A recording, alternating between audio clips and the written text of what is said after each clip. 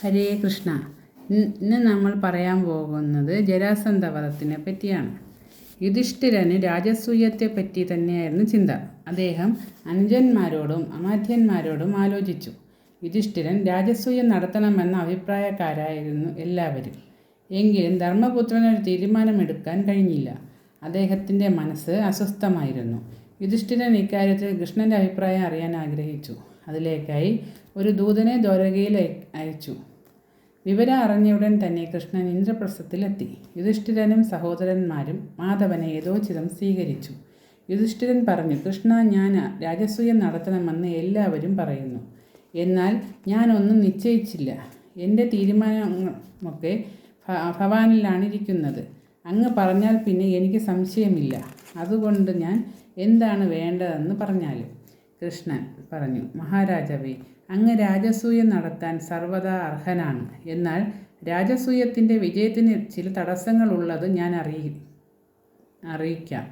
ഇന്ന് മഗധാധിപനായ ജരാസന്ധനാണ് രാജാക്കന്മാരുടെ കൂട്ടത്തിൽ ഏറ്റവും ശക്തൻ. അവൻ അനേകം രാജാക്കന്മാരെ തടവിലിട്ടിട്ടുണ്ട്.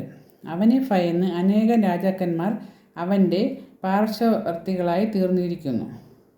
ജരാസന്ധൻ്റെ ഉറ്റ തോഴനായി പ്രവർത്തിക്കുന്ന ശിശുപാലനും ശക്തനാണ്. അങ്ങ് രാജസൂയം നടത്താൻ നിശ്ചയിച്ചാൽ ഇവർ ഇരുവരും അങ്ങേക്കെതിരായി രംഗത്ത് വരും. അതുകൊണ്ട് ജരാസന്ധനെ ജയിച്ചിട്ട് വേണം അങ്ങ് രാജസൂയത്തിന് പുറപ്പെടേണ്ടത്. ജരാസന്ധനെ ജയിക്കുക എന്ന് വച്ചാൽ അവനെ കൊല്ലുക എന്ന് തന്നെയാണ് ഞാൻ ഉദ്ദേശിക്കുന്നത്. അവൻ മരിച്ചു കഴിഞ്ഞാൽ പിന്നെ ഭയം കൊണ്ട് അവൻ്റെ കൂടെ നിൽക്കുന്ന രാജാക്കന്മാരെല്ലാം അങ്ങയെ അനുകൂലിക്കും. യുധിഷ്ഠിരൻ എന്നാൽ ഇത്രത്തോളം പരാക്രമിയായ ജരാസന്ധനെ എങ്ങനെയാണ് കൊല്ലുക? ഞാൻ രാജസൂയത്തിൻ്റെ ആഗ്രഹം ഉപേക്ഷിച്ചേക്കാം. അപ്പോൾ ഭീമൻ പറഞ്ഞു, ഉത്സാഹം കെട്ട രാജാവ് മൺപുറ്റുപോലെ അലിഞ്ഞു പോകും. ഉത്സാഹമുണ്ടെങ്കിൽ ഏത് ശക്തന്മാരെയും വൈരിയെയും ജയിക്കുവാൻ കഴിയും. കൃഷ്ണൻ നയഞ്ജനാണ്, പാർത്ഥൻ എല്ലാം ജയിക്കുന്നവനാണ്, ഞാൻ ശക്തനാണ്. ഞങ്ങൾ 3 പേരും കൂടി ചേർന്ന് ജരാസന്ധൻ്റെ കഥ അവസാനിപ്പിക്കാം. യുധിഷ്ഠിരൻ സാമ്രാട്ട് പദവി മോഹിച്ച് നിങ്ങളെ എങ്ങനെ ഞാൻ ജരാസന്ധനെ എതിർക്കാൻ അയക്കും? ഭീമനും അർജുനനും എൻ്റെ 2 കണ്ണുകളാണ്. കൃഷ്ണ, നീ എൻ്റെ മനസ്സാണ്. കണ്ണും മനസ്സും ഇല്ലാതെ ഞാൻ എങ്ങനെ ജീവിക്കും? അതുകൊണ്ട് എനിക്ക് ഇതിന് സമ്മതിക്കാൻ വയ്യ. എൻ്റെ മനസ്സ് വല്ലാതെ ഇടയുന്നു. രാജസൂയം നടക്കാത്ത കാര്യമാണ്. അപ്പോൾ അർജുനൻ പറഞ്ഞു, ജ്യേഷ്ഠ, അങ്ങ് അത്രയ്ക്കും നിരാശനാവേണ്ട. ഗാന്ധീവം, അക്ഷയതൂണി, രഥം, വാനരധ്വജം എന്നിവയൊക്കെ ഞാൻ നേടിയില്ലേ? അതൊക്കെ എന്നിൽ ഇപ്പോഴും അവശേഷിക്കുന്നു. എല്ലാ ഗുണങ്ങൾക്കും നിദാനം പരാക്രമമാണ്. ജരാസന്ധനെ കൊന്ന് അവൻ തടവുകാരാക്കിയിട്ടുള്ള രാജാക്കന്മാരെ മോചിപ്പിക്കേണ്ടത് നമ്മുടെ കർത്തവ്യമാണ്. അതുകൊണ്ട് നാം ജരാസന്ധനോട് പോരാടുക തന്നെ വേണം. അവനെ കീഴടക്കിയാൽ അങ്ങേക്ക് വിഷമമില്ലാതെ ചക്രവർത്തി പദം ലഭിക്കും. അപ്പോൾ കൃഷ്ണൻ പറഞ്ഞു, അർജുനൻ്റെ വാക്കുകൾ വീരോചിതമാണ്. മരിക്കുന്നത് എപ്പോഴാണെന്ന് ആർക്കും അറിഞ്ഞുകൂടാ. യുദ്ധം ചെയ്യാതിരുന്നാലും മരിക്കും. വീരനായ പുരുഷന് ഏറ്റവും സന്തോഷകരമായിട്ടുള്ളത് തരം കണ്ട് നയം നോക്കി ശത്രുക്കളെ എതിർക്കുക എന്നുള്ളതാണ്. അതുകൊണ്ട് ഞങ്ങൾ 3 പേരും കൂടി പോകാം. വെള്ളപ്പാച്ചിൽ വൃക്ഷത്തെ വീഴ്ത്തുന്നത് പോലെ ഞങ്ങൾ ജരാസന്ധനെ വീഴ്ത്താം. അപ്പോൾ യുധിഷ്ഠിരൻ, ആരാണീ ജരാസന്ധൻ? എന്തൊക്കെയാണ് അവൻ്റെ വീരപരാക്രമങ്ങൾ എന്ന് കൃഷ്ണനോട് ചോദിച്ചു. മഗധയിൽ ബൃഹദ്രഥൻ എന്നൊരു രാജാവുണ്ടായിരുന്നു. അദ്ദേഹം അതുല്യ വിക്രമനായിരുന്നു. ക്ഷമയിൽ ഭൂമിയോട് തുല്യനും കോപത്തിൽ യമസദൃശനും ഐശ്വര്യത്തിൽ വൈശ്രവണോപവനുമായ അദ്ദേഹം കുലീനനായിരുന്നു. കാശി രാജാവിൻ്റെ ഇരട്ട പെറ്റ 2 പുത്രിമാരെയാണ് അദ്ദേഹം വിവാഹം കഴിച്ചത്. എല്ലാ കാര്യത്തിലും ഒരു വിവേചനവും കാണിക്കാതെ 2 പേരോടും തുല്യമായി പെരുമാറുമെന്ന ഉറപ്പോടുകൂടിയാണ് സുന്ദരിമാരായ അവരെ രാജാവ് വേളി കഴിച്ചത്. വളരെ കാലമായിട്ടും അദ്ദേഹത്തിന് സന്തതികൾ ഉണ്ടായില്ല. മംഗളകരമായ പല കർമ്മങ്ങളും ഹോമങ്ങളും പുത്രകാമേഷ്ടി യാഗവും നടത്തിയിട്ടും പ്രയോജനമൊന്നും ഉണ്ടായില്ല. ചണ്ഡകൗശികൻ എന്നൊരു തപോധനൻ്റെ അനുഗ്രഹമുണ്ടെങ്കിൽ സന്താനലബ്ധി ഉണ്ടാവുമെന്ന് ബൃഹദ്രഥൻ അറിയാനിടയായി. അദ്ദേഹം ഭാര്യമാരെയും കൂട്ടി ചണ്ഡകൗശികനെ കണ്ടു. തദവസരത്തിൽ താപസൻ ഒരു മാവിൻ്റെ ചുവട്ടിൽ ധ്യാനനിഗ്നനായി ഇരിക്കുകയായിരുന്നു. രാജാവ് പുത്രദുഃഖത്തെപ്പറ്റി മുനിയോട് പറഞ്ഞു. തത്സമയം അദ്ദേഹത്തിൻ്റെ മടിയിൽ ഒരു മാമ്പഴം വീണു.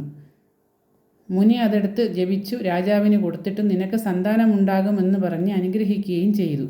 മാമ്പഴം രണ്ടായി പകുത്ത് രാജാവ് പത്നിമാർക്കു നൽകി. അവർ ഗർഭിണികളായി യഥാകാലം പ്രസവിച്ചു. രണ്ടുപേരും ശരീരാർത്ഥങ്ങളെയാണ് പ്രസവിച്ചത്. അതൊരു ശിശുവിനെ നടുനീളെ കീറിയതാ മാതിരിയായിരുന്നു. മഹാവികൃത രൂപങ്ങളായ ശരീരാർത്ഥങ്ങൾ കണ്ടപ്പോൾ രാജ്ഞിമാർ ഭയപ്പെട്ടുപോയി. അവർ അതിനെ ഉപേക്ഷിക്കാൻ തീരുമാനിച്ചു. ധാത്രികൾ മുഖേന കൊട്ടാരത്തിന് വെളിയിൽ കൊണ്ടുപോയി ഇട്ടു.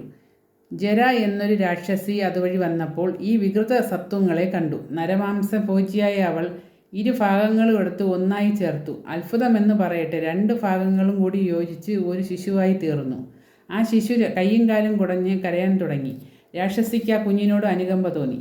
അവൾ ആ കുഞ്ഞിനെ എടുത്ത് രാജാവിൻ്റെ മുമ്പാകെ കൊണ്ടുവന്നു വച്ചു. അവൾ നടന്ന സംഭവങ്ങളെല്ലാം വിവരിച്ചിട്ട് പറഞ്ഞു, ഞാൻ നരമാംസഭോജിയായ രാക്ഷസിയാണ്. എങ്കിലും എനിക്ക് ഈ കുഞ്ഞിനോട് അത്യധികമായ സ്നേഹമാണ് തോന്നിയത്. ഇത് നിനക്ക് ജനിച്ച കുഞ്ഞാണ്. 2 അംശമായിരുന്ന ഈ കുഞ്ഞിൻ്റെ ശരീരം ദൈവേച്ഛയാൽ ഒന്നായി തീർന്നതാണ്. നീ ഇവനെ വളർത്തുക, ഇവൻ പ്രസിദ്ധനായി തീരും. രാജാവ് അത്യധികം സന്തോഷത്തോടെ കുഞ്ഞിനെ ഏറ്റുവാങ്ങി. തങ്ങൾ ചെയ്ത തെറ്റ് ഓർത്ത് പശ്ചാത്തപിച്ച രാജ്ഞിമാർ കുഞ്ഞിനെ അതീവ ശ്രദ്ധയോടെ വളർത്തി. ജര എന്ന രാക്ഷസി സന്ധിപ്പിച്ചതുകൊണ്ട് അവന് ജരാസന്ധൻ എന്ന് പേരിട്ടു. ജരാസന്ധൻ നല്ല പൊക്കവും വണ്ണവും ഉള്ളവനായി തേജസ്വിയായി വളർന്നു വന്നു. കുറച്ചു നാളുകൾ കഴിഞ്ഞപ്പോൾ കൗശിക മഹർഷി കൊട്ടാരത്തിൽ വന്നു. രാജാവും രാജ്ഞിമാരും കൂടി അദ്ദേഹത്തെ സ്വീകരിച്ച് പുത്രനോടുകൂടി രാജ്യവും അദ്ദേഹത്തിന് സമർപ്പിച്ചു. മഹർഷി പറഞ്ഞു, ഹേ രാജൻ, നിന്റെ പുത്രനെല്ലാം വിക്രമങ്ങളും തികഞ്ഞവനായിരിക്കും. ഇവൻ രാജാക്കന്മാരെ എല്ലാം നിഷ്പ്രയാസം കീഴ്പ്പെടുത്തും. ഇവൻ്റെ പ്രസക്തി പാരിലൊക്കെ പരക്കും. ഇവൻ അജയനായി തീരും. കാലങ്ങൾ കടന്നുപോയി. ജരാസന്ധന് പ്രായപൂർത്തിയായി. സ്വന്തം നിലയിൽ രാജ്യഭാരം ചെയ്യാനുള്ള എല്ലാവിധ കഴിവുകളും അവൻ പ്രകടിപ്പിച്ചു തുടങ്ങി. ജരാസന്ധനെ രാജാവായി അഭിഷേകം ചെയ്തിട്ട് ബൃഹദ്രഥനും രാജ്ഞിമാരും വനത്തിൽ പോയി തപസ് ചെയ്ത് മോക്ഷം പ്രാപിച്ചു. തൻ്റെ സ്വന്തം ശക്തിയിൽ അഭിമാനം കൊണ്ട ജരാസന്ധൻ കയ്യൂക്ക് കാട്ടി മറ്റ് രാജാക്കന്മാരെയെല്ലാം കീഴടക്കി രാജ്യം ഭരിച്ചു വരികയാണ്. ഇതാണ് അവൻ്റെ കഥ. അല്ലയോ രാജാവേ, ഇവനെ കൊല്ലേണ്ടത് അത്യാവശ്യമാണ്. അത്രത്തോളം അഹങ്കാരിയും ക്രൂരനുമാണവൻ. അവൻ 100 രാജാക്കന്മാരെ ഒരുമിച്ച് കീഴടക്കി രുദ്രന് ബലി നൽകാനാണ് ഉദ്ദേശിക്കുന്നത്. ഇതിനോടകം 86 രാജാക്കന്മാരെ അവൻ തടവിലാക്കി കഴിഞ്ഞു. ശേഷിച്ച 14 പേരെ കൂടി പിടികൂടാനാണ് അവൻ്റെ ശ്രമം. അത് അനുവദിക്കാൻ പാടുള്ളതല്ല. അതുകൊണ്ട് ഞാനും ഭീമനും അർജുനനും കൂടി അവൻ്റെ അടുക്കിലേക്ക് പോകാം. നീതി എന്നിലും ബലം ഭീമനിലും രക്ഷ അർജുനനിലുമാണ് ഇരിപ്പ്. ഞങ്ങൾ ചേർന്ന് യത്നിച്ചാൽ അവൻ്റെ കഥ കഴിക്കാം. അങ്ങേക്ക് എന്നെ വിശ്വാസമുള്ള പക്ഷം ഭീമനെയും പാർത്ഥനെയും എന്നെ ഏൽപ്പിച്ചു തരിക. യുധിഷ്ഠിരൻ പറഞ്ഞു, ഹേ അച്യുത, അങ്ങ് എന്താണീ പറയുന്നത്? പാണ്ഡവന്മാർ മുഴുവൻ അങ്ങയുടെ കീഴിലല്ലേ? ആരെ വേണമെങ്കിലും അങ്ങേക്ക് എവിടെയും കൊണ്ടുപോകാം. അതിന് എൻ്റെ പ്രത്യേകമായ അനുവാദം ആവശ്യമില്ല. യുധിഷ്ഠിരൻ്റെ അനുഗ്രഹത്തോടെ കൃഷ്ണനും ഭീമനും അർജുനനും മഗധയിലേക്ക് പുറപ്പെട്ടു. അവർ ബ്രാഹ്മണ വേഷധാരികളായി സഞ്ചരിച്ച് മഗധയിലെത്തി.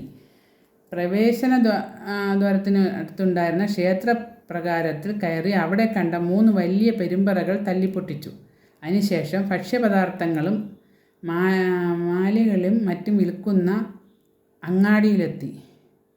എന്നാൽ സാധനങ്ങളും അവിടെ സമൃദ്ധമായിട്ടുണ്ടായിരുന്നു. ഏതാനും മാലകൾ ബലമായി പിടിച്ചെടുത്ത് അവർ കഴുത്തിലിട്ടു. പൂവെടുത്ത് തലയിൽ ചൂടി. പിന്നീട് മഗധാധിപൻ്റെ കൊട്ടാരത്തിലെത്തി 3 കാവൽപ്പടികളും കടന്ന് ഒരു കൂസലും കൂടാതെ ജരാസന്ധൻ്റെ മുന്നിലെത്തി. പ്രഥമ വീക്ഷണത്തിൽ തന്നെ ആരാധ്യനെന്ന് തോന്നിയ കൃഷ്ണനെയും ഭീമ അർജുനന്മാരെയും കണ്ടപ്പോൾ ജരാസന്ധൻ അവൻ്റെ വേണ്ട വിധം ഉപചരിച്ചു. തൻ്റെ കൂടെയുള്ള 2 പേരും അർദ്ധരാത്രി വരെ മൗനം ആചരിക്കുന്നവരാണെന്നും അതിനുശേഷം മാത്രമേ അവർ സംസാരിക്കുകയുള്ളൂ എന്നും കൃഷ്ണൻ ജരാസന്ധനെ അറിയിച്ചു. അദ്ദേഹം അവരെ 3 പേരെയും യജ്ഞശാലയിലേക്ക് ആക്കിയിട്ട് കൊട്ടാരത്തിലേക്ക് പോയി. ജരാസന്ധന് ബ്രാഹ്മണരോട് എപ്പോഴും പ്രത്യേക മമത ഉണ്ടായിരുന്നു. ബ്രാഹ്മണർ എപ്പോൾ വന്നാലും അവരെ മടികൂടാതെ എതിരേൽക്കുകയും ചെയ്യും. അർദ്ധരാത്രിക്ക് തന്നെ ജരാസന്ധൻ യാഗശാലയിൽ ചെന്ന് ബ്രാഹ്മണരെ കാണുവാൻ. ജരാസന്ധനെ കണ്ടപ്പോൾ ബ്രാഹ്മണ വേഷധാരികളായ കൃഷ്ണാർജുനന്മാരും ഭീമനും എഴുന്നേറ്റു. ജരാസന്ധൻ നിർദ്ദേശിച്ചതനുസരിച്ച് എല്ലാവരും ഇരുന്നു. ജരാസന്ധൻ സാഗുതം അവരെ നോക്കിക്കൊണ്ട് പറഞ്ഞു, സ്നാത ബ്രാഹ്മണർ മാല ചൂടാറില്ല. നിങ്ങളുടെ കയ്യിൽ ജ്ഞാനിൻ്റെ തഴമ്പ് കാണുന്നു. നിങ്ങളുടെ മുഖത്ത് ക്ഷാത്ര തേജസ്സാണുള്ളത്. നിങ്ങൾ പെരുമ്പറകൾ തല്ലിത്തകർത്തു. നിങ്ങൾ എൻ്റെ അർച്ചനയൊന്നും സ്വീകരിക്കുന്നില്ല. ബ്രാഹ്മണർക്ക് വീര്യം വാക്കിൽ മാത്രമാണ്. നിങ്ങളുടെ പ്രവൃത്തികളൊന്നും ബ്രാഹ്മണർക്ക് യോജിച്ചതല്ല. നിങ്ങൾക്ക് ഒരു കൂസലും കാണുന്നില്ല. സത്യം പറയുക, നിങ്ങൾ ആരാണ്? അപ്പോൾ കൃഷ്ണൻ പറഞ്ഞു, പുഷ്പത്തിൽ ഐശ്വര്യം ഉള്ളതുകൊണ്ട് ഞങ്ങൾ പുഷ്പം ധരിക്കുന്നു. ക്ഷത്രിയൻ ബാഹുവീര്യനാണ്. അത് കാണാൻ അങ്ങേക്ക് മോഹമുണ്ടെങ്കിൽ നിശ്ചയമായും അങ്ങ് അത് കാണും. കാര്യത്തിന് വേണ്ടി ശത്രുവിൻ്റെ ഗ്രഹത്തിൽ എന്തുപായം പ്രയോഗിച്ചും കടക്കാം. അത് ധർമ്മമാർഗമാണ്. ശത്രുവിൻ്റെ ഗ്രഹത്തിൽ കടന്നാൽ പിന്നെ അവൻ്റെ അർച്ചന സ്വീകരിക്കാൻ പാടില്ല. അപ്പോൾ ഞാൻ നിങ്ങളുടെ ശത്രുവാണ് എന്ന നിലയിൽ നിങ്ങൾ സംസാരിക്കുന്നു. ഞാൻ നിങ്ങളോട് ഒരു തെറ്റും ചെയ്തതായി ഓർക്കുന്നില്ല. പിഴ ചെയ്യാത്ത എന്നെ വൈരിയായി കണക്കാക്കുന്ന ധർമ്മമാണോ? ജരാസന്ധൻ ചോദിച്ചു. അപ്പോൾ കൃഷ്ണൻ പറഞ്ഞു, നാടുവാഴുന്ന രാജാക്കന്മാരെ നീ ബന്ധിച്ചു തടവിലാക്കിയിരിക്കുകയല്ലേ? മാന്യനായ ഒരു രാജാവ് സാധുക്കളായ രാജാക്കന്മാരെ ഹിംസിക്കുകയോ? രാജാക്കന്മാരെ രുദ്രന് ബലിയർപ്പിക്കാനല്ലേ നീ ഒരുങ്ങിയത്? നരബലി ഒരു ശാസ്ത്രത്തിലും വിധിച്ചിട്ടില്ല. അത് ചെയ്യാൻ പോകുന്ന നീ ഏറ്റവും വലിയ കുറ്റക്കാരനാണ്. നിന്നെപ്പോലെയുള്ള ക്ഷത്രിയർ വേറെ ഇല്ലെന്ന് വിചാരിക്കുന്നത് മൂഢത്വമാണ്. ബലത്തിലും നിനക്ക് തുല്യനായിട്ടോ നിന്നേക്കാൾ കേമനായിട്ടോ ചിലർ ഉണ്ടായെന്ന് വരാം. നീയുമായി പൊരുതാൻ വന്ന ഞങ്ങൾ ബ്രാഹ്മണരല്ല, ക്ഷത്രിയരാണ്. ഞാൻ കൃഷ്ണനാണ്. ഇവർ വീരന്മാരായ പാണ്ഡവന്മാരാണ്. നിന്നെ ഞങ്ങൾ പോരിന് വിളിക്കുന്നു. ഒന്നുകിൽ രാജാക്കന്മാരെ വിട്ടയക്കൂ, അല്ലെങ്കിൽ കാലപുരിക്ക് പോകൂ. ഒരു ക്ഷത്രിയൻ മറ്റൊരു ക്ഷത്രിയനെ ദ്വന്ദ്വയുദ്ധത്തിന് വിളിച്ചാൽ അത് സ്വീകരിക്കണമെന്നായിരുന്നു ക്ഷത്രിയധർമ്മം. ജരാസന്ധന് കൃഷ്ണൻ പറഞ്ഞത് കേട്ടിട്ട് ഒരു കൂസലും ഉണ്ടായില്ല. അവൻ ക്ഷത്രിയധർമ്മം പാലിക്കാൻ തയ്യാറായിട്ട് പറഞ്ഞു, ഞാൻ നിങ്ങളിൽ ഒരുവനോടോ 3 പേരോടോ തന്നെയോ പോരാടാൻ തയ്യാറാണ്.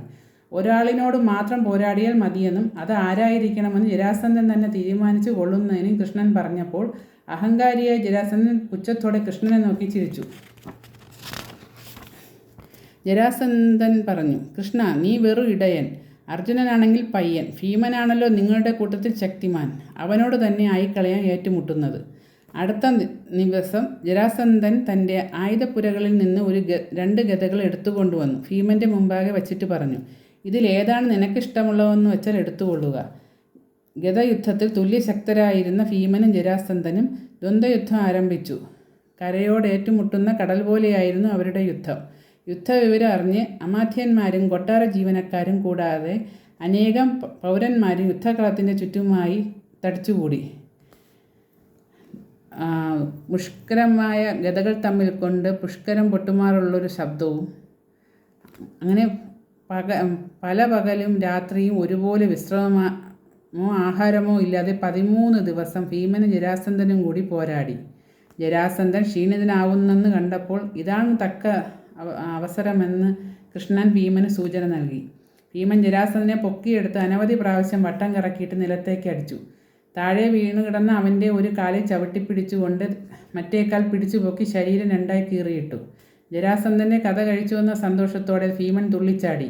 അപ്പോൾ 2ആയി പിളർന്നു കിടന്നിരുന്ന ജരാസന്ധൻ്റെ ശരീരഭാഗങ്ങൾ ഒന്നായി ചേരുകയും അവൻ മുന്നേക്കാൾ ശക്തിമാനായിട്ട് ചാടി എഴുന്നേൽക്കുകയും ചെയ്തു. ഭീമൻ അന്താളിച്ച് നിന്നുപോയി. പകച്ചു നിൽക്കുന്ന ഭീമനെ കണ്ടപ്പോൾ കൃഷ്ണൻ ഒരു വെറ്റിലയെടുത്ത് അത് നടുവേ കീറി തലതിരിച്ചിട്ട് കാണിച്ചു കൊടുത്തു. ഭീമന് കാര്യം മനസ്സിലായി. ആദ്യത്തെ ശ്രമം ഫലിക്കാതെ വന്നതിൻ്റെ വാശിയോടെ ഭീമൻ ജരാസന്ധനെ കടന്നു പിടിച്ചു പൊക്കിയെടുത്തു നിലത്തടിച്ചു. ഒരു കാലിന് മേൽ ചവിട്ടി നിന്ന് മറ്റേ പാദം കൊണ്ട് മുട്ടി. ഹസ്തിവരൻ പന ചീന്തുന്നത് പോലെ ഉയർത്തി ചീന്തിയിട്ട് ശരീരത്തിന് 2 ഭാഗങ്ങളും തലതിരിച്ചിട്ടു. അതോടെ ജരാസന്ധൻ യമലോകം പോയി. ജരാസന്ധൻ തടവിലാക്കിയിരുന്ന രാജാക്കന്മാരെ എല്ലാം മോചിപ്പിക്കപ്പെട്ടു. അവർ തങ്ങളുടെ രക്ഷകനായ കൃഷ്ണനെ വന്ദിച്ചു വാഴ്ത്തി സ്തുതിച്ചു. എന്താണ് തങ്ങൾ ഇതിന് പ്രത്യുപകാരമായി ചെയ്യേണ്ടതെന്ന് ചോദിച്ചപ്പോൾ കൃഷ്ണൻ പറഞ്ഞു, ധർമ്മപുത്രൻ രാജസൂയം നടത്തുന്നുണ്ട്. നിങ്ങളെല്ലാവരും അക്കാര്യത്തിൽ അദ്ദേഹത്തെ സഹായിച്ചാൽ മാത്രം മതി. രാജാക്കന്മാരെല്ലാം സന്തോഷത്തോടെ കൃഷ്ണൻ്റെ നിർദ്ദേശം സ്വീകരിച്ചു. ജരാസന്ധൻ്റെ പുത്രനായ സഹദേവനെ മഗധയിലെ രാജാവായി അഭിഷേകം ചെയ്തു.